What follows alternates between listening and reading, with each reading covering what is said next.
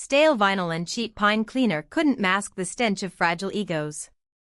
10 guys in pristine black belts openly snickered at a scrawny 14-year-old drowning in an oversized loner GI. They assumed she was a victim. They didn't realize she was a national champion and entirely out of patience.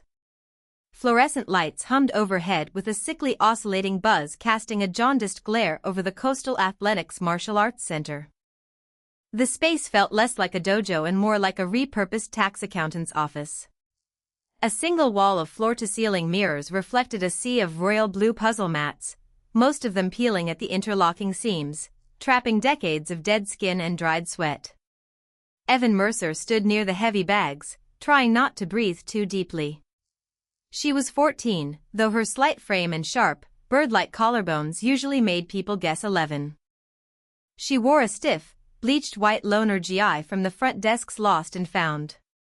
The canvas was rough, smelling faintly of mildew and aggressive industrial detergent, and the sleeves hung 2 inches past her wrists.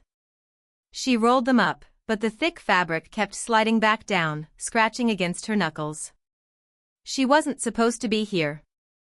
Or rather, she wasn't supposed to be in this specific class. A scheduling glitch at the front desk, managed by a teenager who cared more about her acrylic nails than class rosters, had dumped Evan into the Thursday night advanced adult/teen sparring session. Per actual credentials, 3 consecutive national gold medals in full contact Kyokushin, a black belt earned on splintering hardwood floors under a man who rarely spoke above a whisper, were packed in a cardboard box currently lost somewhere in the back of a moving truck on Interstate 40. Her mother had insisted she get out of their cramped, half-unpacked apartment. Go find a gym. Hit something. Stop pacing, her mother had yelled, a vein throbbing at her temple, deeply hungover from the reality of a miserable divorce. So here Evan was, wearing a white belt as stiff as cardboard, tied in a lopsided knot, standing on peeling blue foam. Across the room, the advanced students were stretching. They were a collection of suburban predators, boys who peaked in junior high and grown men dodging their wives. The loudest among them was Derek Hawthorne. He looked about 19, built like a fire hydrant, with thick sloping shoulders and a jawline hidden under a patchy layer of stubble. He wore a heavy black cotton GI, customized with golden embroidery down the lapel, his black belt tied with arrogant precision. Evan watched him without appearing to watch him. It was a habit born of 1,000 hours of sparring. She catalogued his movements instinctively. He was demonstrating a spinning hook kick to a pair of younger, equally bloated blue belts. He grunted loudly with the exertion, snapping his heel through the air.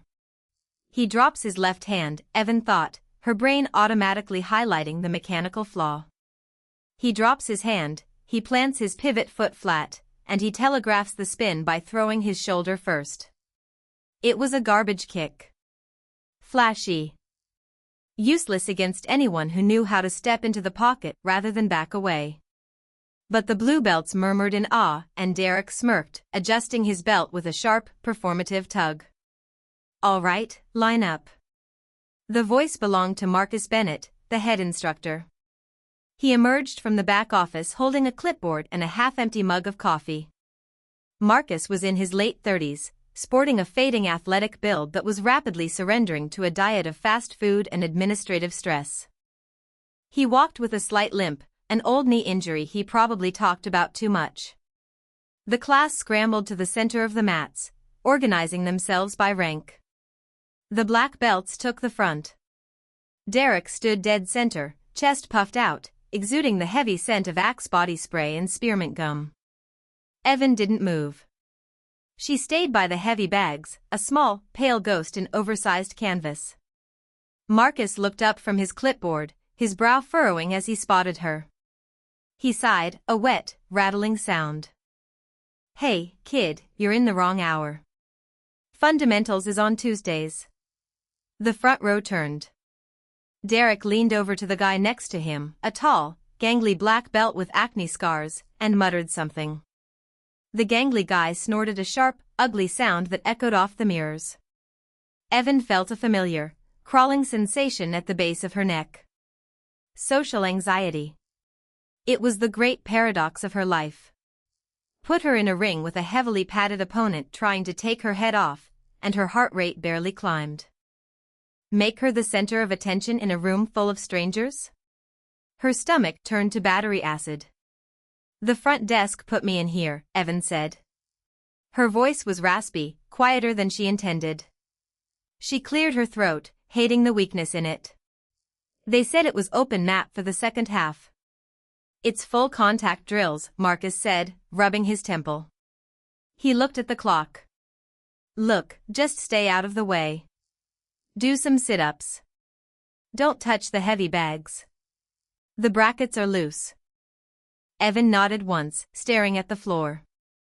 She just wanted to blend into the painted cinder block wall. She sank to the mat, sitting in a loose lotus position, and began stretching her hamstrings. The class commenced. It was a symphony of bad habits. As Evan pressed her chest to her knee, she listened to the rhythm of the room. The squeak of bare feet. The dull thwop of synthetic leather hitting focus mitts. The exaggerated, breathless grunts of guys trying to hit harder than their technique allowed. Every few minutes, she felt eyes on her. Derek and his buddies were grouped near her corner. They were supposed to be running simple jab-cross roundhouse drills, but they spent more time talking. Look at the form on the white belt, Derek sneered loudly, not bothering to lower his voice. Evan was currently just doing a basic hip stretch, her face pressed against her shin. Careful, Derek, the gangly guy mocked. She looks lethal, might bust out the crane kick. Evan's jaw tightened. She picked at a loose frayed thread on the hem of her pants. She didn't feel angry exactly, just profoundly exhausted. The cynicism she had developed over the last 6 months of her parents' screaming matches flared up. Let them talk, she told herself. They're pathetic. This place is pathetic. But the thread snapped under her fingernails. Her chest felt tight. It was the sheer, suffocating arrogance of mediocrity that rubbed against her nerves like sandpaper. She closed her eyes, trying to focus on the smell of her own skin, the faint scent of the vanilla soap she used blocking out the overwhelming chemical pine of the dojo. Hey, sensei, Derek called out, his voice dripping with faux innocence. We've got an odd number. Caleb had to leave early, need someone to hold pads for the warm-up. Evan opened her eyes. The gangly guy, Caleb apparently, was walking off the mat, waving his phone. Derek was left standing alone, holding a pair of curved red focus mitts, looking directly at Evan. Marcus, distracted by a text message on his own phone, barely looked up. Just grab the new girl. Light drills, Derek, don't break her. Evan froze. The tight knot in her stomach twisted violently. She didn't want to engage. She didn't want to participate. Come on, killer, Derek said, walking toward her. He tossed one of the red focus mitts at her. It hit her in the chest and dropped into her lap. It was damp with someone else's sweat. Evan stared at the mitt. She felt a profound, heavy resistance in her bones. She slowly stood up, picking up the pad. It felt foreign and cheap in her hands.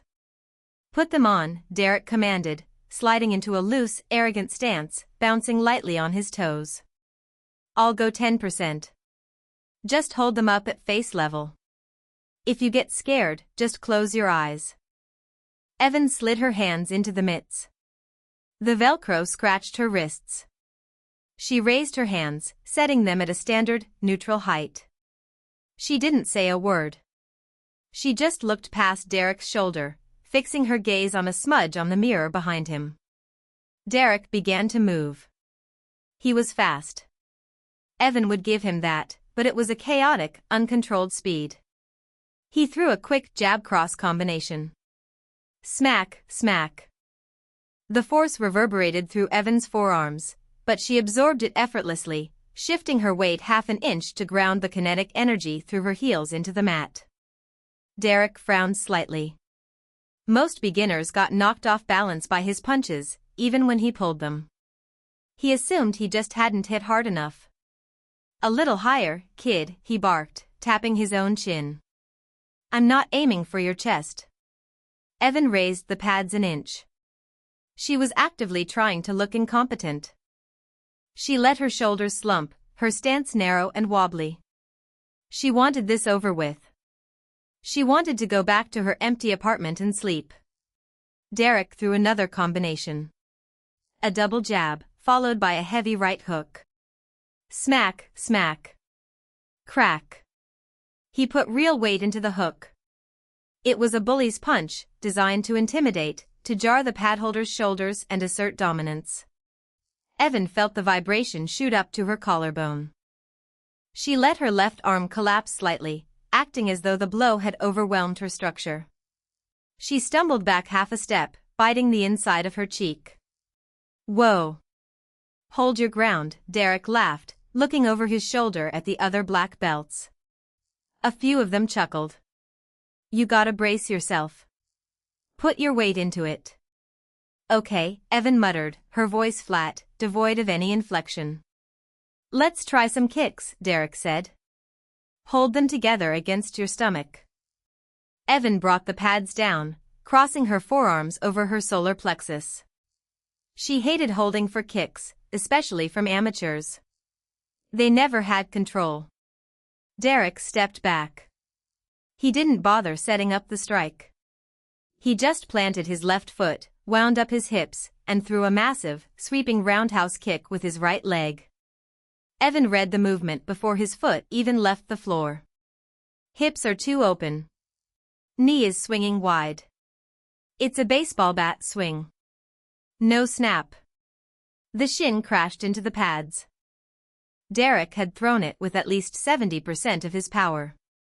He expected to send the scrawny girl flying backward into the heavy bags. Instead, Evan didn't move. In the fraction of a second before impact, muscle memory took over. Her brain bypassed her desire to play the victim. She exhaled sharply through her nose, dropped her center of gravity, and braced her latissimus muscles, creating an immovable wall of bone and tension. The heavy thud of shin on leather echoed through the gym. Derek's leg bounced off the pads. He stumbled backward, his standing foot slipping slightly on the slick vinyl, struggling to regain his balance. A heavy silence fell over their corner of the mat. Derek's face flushed red, a dark, ugly crimson creeping up from his thick neck. He looked at Evan. She was still standing in the exact same spot, the pads held securely against her stomach. Her expression was completely vacant, though internally she was cursing herself. Stupid. Just fall over. Now you've bruised his ego. I said hold them, not shove back, Derek hissed, stepping forward aggressively. I didn't shove, Evan said quietly. Don't talk back, he snapped. He was embarrassed. An embarrassment in young men like Derek always metastasized into anger. He pointed a gloved finger at her face. Put them up. Head level. Now. Evan raised the pads again. She felt a cold, hyper-focused clarity beginning to wash over her, chasing away the fatigue and the nausea. It was the feeling of a switch flipping in a dark room. Jab, cross, hook, uppercut, Derek called out the combination. He didn't pull his punches this time. He was swinging with bad intentions, trying to break through her guard, trying to make her flinch, to make her cower. Smack, smack, smack, smack. Evan caught every strike perfectly, parrying the force just enough to protect her own joints while letting Derek exhaust his shoulders. She was breathing evenly, a stark contrast to Derek, who was already starting to suck wind through his teeth, his movements getting sloppier, wider. Hold them still, Derek yelled, though she hadn't moved them an inch. He lost his temper. He abandoned the combination. Instead of hitting the pads, he threw a wild, looping overhand right, aiming directly for the gap between the mitts. It wasn't a drill anymore. It was an assault disguised as a mistake. Evan saw the punch coming. It moved in slow motion, the way his shoulder dipped, the way his eyes locked onto her face rather than the target. She could have slipped it completely. She could have stepped inside and driven an elbow into his exposed ribs. But she hesitated, paralyzed by the social consequence of fighting back in a room full of strangers, the fear of getting kicked out, of her mother's wrath if she caused trouble. She flinched late. The padded knuckle of Derek's glove bypassed the focus mitt and scraped harshly against the side of her head, catching the top of her left ear. The rough synthetic leather burned like a friction burn. A sharp, stinging pain flared instantly, followed by a dull, throbbing heat. Her ear felt like it was on fire. Evan staggered to the side, dropping her hands. She touched her ear. It was hot, the cartilage aching deep down to the skull. "Oops," Derek said. His tone was utterly flat. He wasn't smiling, but his eyes were hard and triumphant. "Gotta keep your guard tight, kid. Real fights don't stop because you're daydreaming." Marcus, the instructor, finally looked over, catching the tail end of the stumble. "Hey, watch the control, Derek. She's a beginner." "She moved into it, sensei." Derek called back easily, rolling his shoulders. "I'm just trying to keep her on her toes." Marcus waved a hand dismissively and went back to his phone. Evan stood there, her fingers hovering over her burning ear. The smell of Axe body spray was suffocating. The buzzing of the fluorescent light seemed to grow louder, vibrating in her teeth. She looked at Derek. He was bouncing on his toes again, tapping his gloves together. "Come on," he sneered. "Pick the pads up. We're not done." Evan didn't pick up the pads. She let them fall from her hands, the red mitts tumbling to the blue vinyl with a soft, pathetic slap. She looked down at her own hands. They were trembling, not from fear, but from a sudden, overwhelming surge of adrenaline that made her blood feel carbonated. The anxiety, the dread, the desire to shrink away. It all evaporated, burned away by the stinging heat on her ear. She looked up at Derek. The vacant, scared kid look was gone from her eyes. Her posture shifted. The slouch vanished. She squared her hips, her chin dropping an inch, her eyes locking onto the center of Derek's chest. "I'm not holding pads anymore," Evan said. Her voice didn't shake. It was quiet, resonant, and cold. Derek stopped bouncing. He laughed, a short, harsh bark. "Excuse me? You don't quit until the timer goes off, white belt." "I'm not quitting," Evan said, taking half a step forward. The oversized canvas GI rustled softly. She raised her bare hands, settling into a loose, unorthodox guard. "You want to hit something? Let's spar." Silence possesses a specific weight. In the Coastal Athletics Martial Arts Center, it felt like atmospheric pressure suddenly spiking, pressing against the eardrums of everyone in the room. Even the squeaking of bare feet on vinyl ceased. Derek stared down at the small, 14-year-old girl standing with her hands loosely framing her face. He snorted. It wasn't a laugh of amusement. It was the reflexive noise of a predator encountering prey that forgot the script. "Sensei, you hearing this?" Derek called out, not taking his eyes off Evan. Marcus looked up from his phone, annoyed by the interruption. He saw the red focus mitts abandoned on the floor. "Hey, pick the pads up. Stop messing around. We have 10 minutes left of the round." "I'm not messing around," Derek said, a cruel, tight smile pulling at the corner of his mouth. "She wants to spar, wants to test out that white belt. No sparring for beginners." "Liability," Marcus mumbled, turning his back to walk toward his office. "Just run the fixer stance or something." Marcus's retreat was the green light. Derek rolled his shoulders, the heavy black cotton of his GI shifting with a starchy rustle. He brought his hands up, tapping his gloves to his forehead. "You heard him," Derek whispered, his voice dropping an octave, meant only for Evan. "Let's fix your stance." He didn't bow. He didn't wait. He simply walked into her space, assuming the sheer mass of his body would force her to backpedal. He threw a lazy, looping left hook, aiming for her shoulder, intending to shove her off balance and end the pathetic display of defiance. Evan didn't step back. She stepped diagonally forward, cutting into the dead angle outside his lead leg. It was a marginal shift, maybe 4 inches, but in fighting, 4 inches is an entire time zone. Derek's hook caught empty air. Before his brain could register the miss, Evan pivoted on her front foot. She didn't wind up. She didn't make a sound. She drove her bare right shin directly into the soft, unprotected meat of Derek's left thigh, inches above the knee. The impact sounded like a baseball bat striking a wet, heavy bag. A sharp, sickening thwack. Derek's leg buckled instantly. The femoral nerve compressed under the sudden, localized trauma, short-circuiting the signal to his calf. He pitched forward, his heavy frame lurching as his lead leg betrayed him. He caught himself on his hands, his knuckles dragging against the peeling blue mats, a sharp gasp tearing from his throat. The dojo remained utterly silent. The other black belts froze in their tracks. Evan reset her stance. Her breathing was slow, measured through her nose.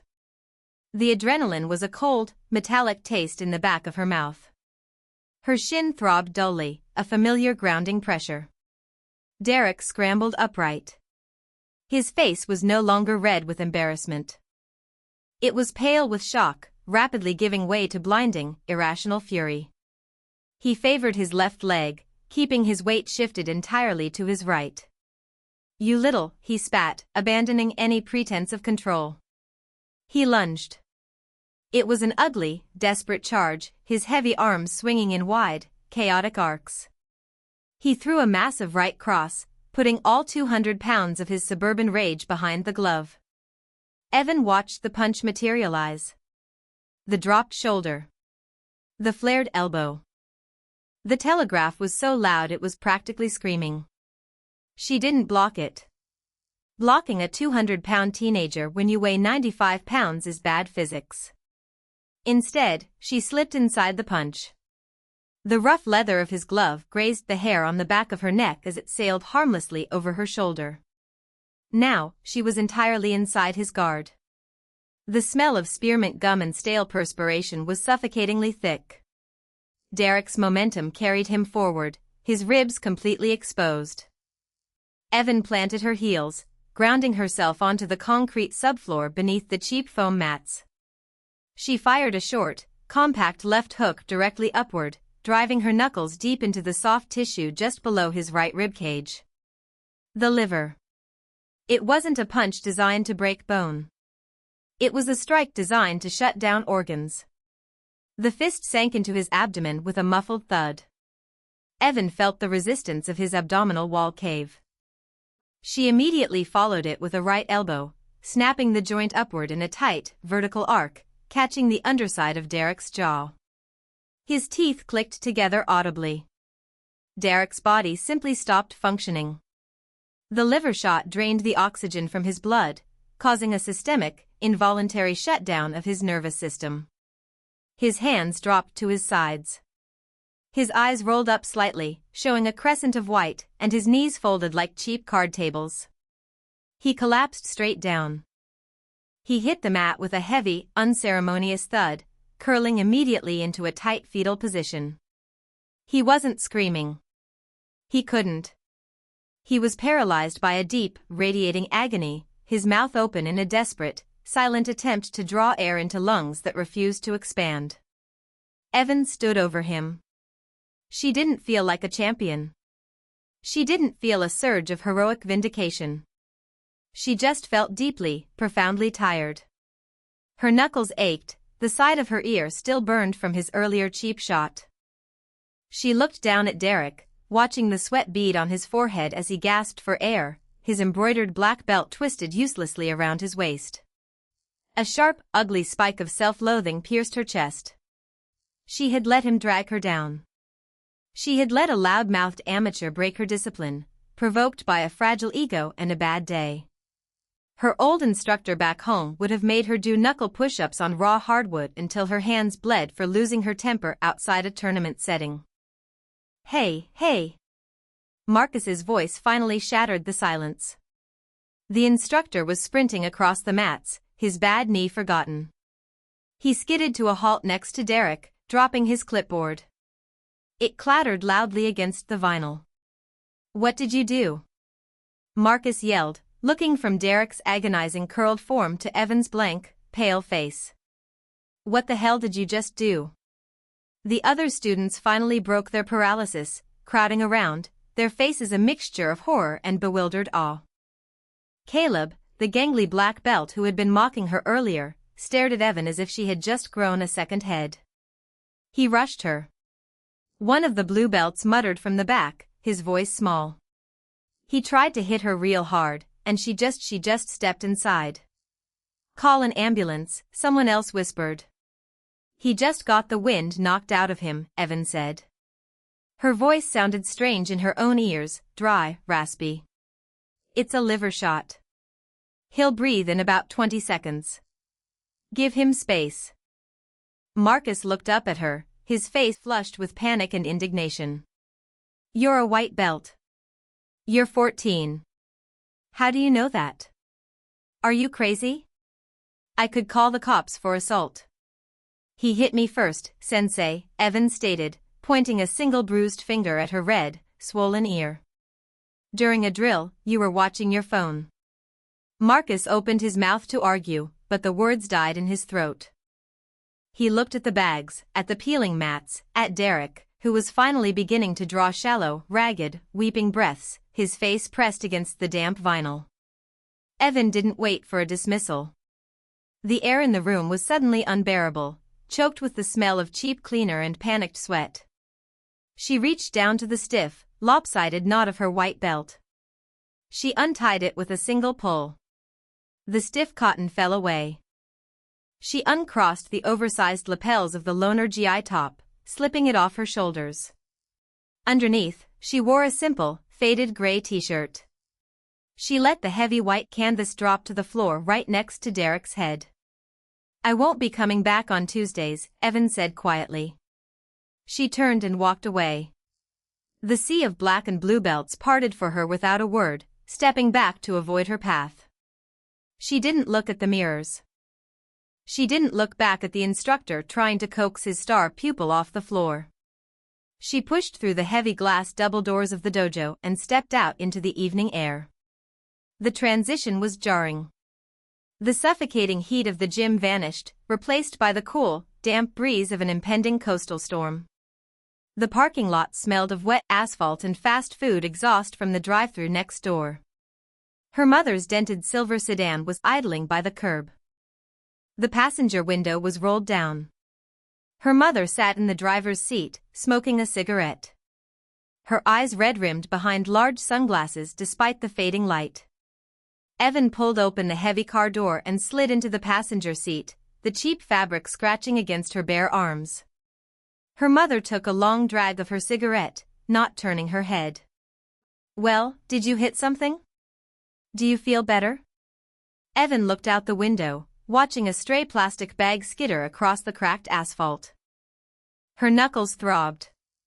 Her ear was hot to the touch. The knot in her stomach, the one that had been tightening since they packed their lives into cardboard boxes, hadn't disappeared, but it had shifted. It felt different now. "Yeah," Evan murmured, leaning her head against the cool glass of the window, letting her eyes slide shut. "I feel a little better." The car shifted into gear, pulling away from the strip mall, leaving the buzzing fluorescent lights and the stale vinyl far behind in the rearview mirror. Did this grounded, intense story of discipline and quiet strength keep you on the edge of your seat? If you loved the raw reality of Evan's journey, hit that like button and share this video with someone who appreciates real martial arts storytelling. Don't forget to subscribe and ring the bell so you never miss our deep dive fictional dramas. What would you have done in Evan's shoes? Drop your thoughts in the comments below.